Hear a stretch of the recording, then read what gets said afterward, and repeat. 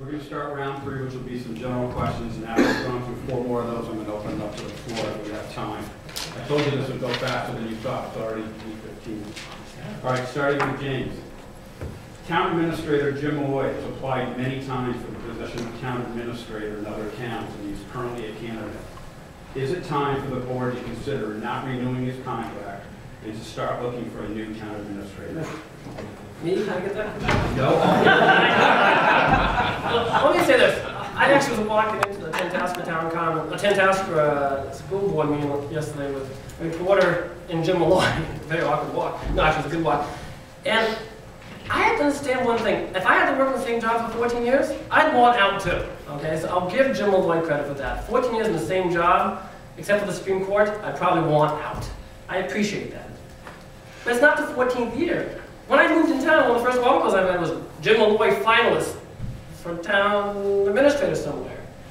I actually said to him on the way into the meeting, I hope there was someplace warm so he could use his sailboat. I mean, you know, unfortunately he's going to Westboro.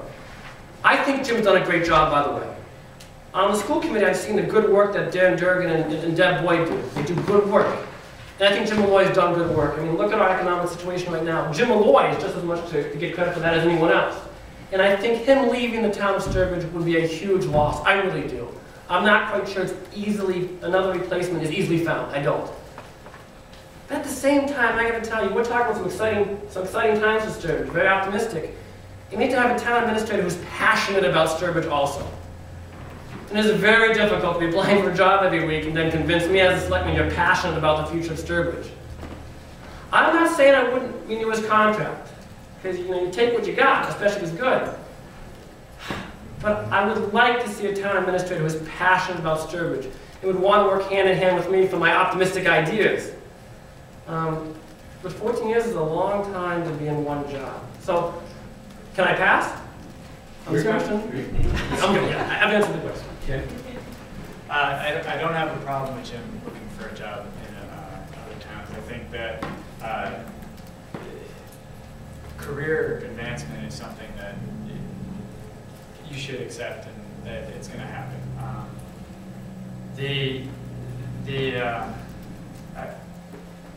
And I'm proud of the working with Jim where we've left the town over the last 3 years. I think we've had a professional relationship, and it is we've left the town in pretty good shape. I think I would probably echo some of Ted's sentiments as well as James. I do believe that when you're a professional, it is not uncommon for a professional to continually seek ways to number one, explore what their market value or their market worth is. I think that's important because it gives an individual a sense of what am I worth to the communities potentially. And I've always advocated that anyone in a professional position should always kind of market themselves, if you will, to find out what they're worth.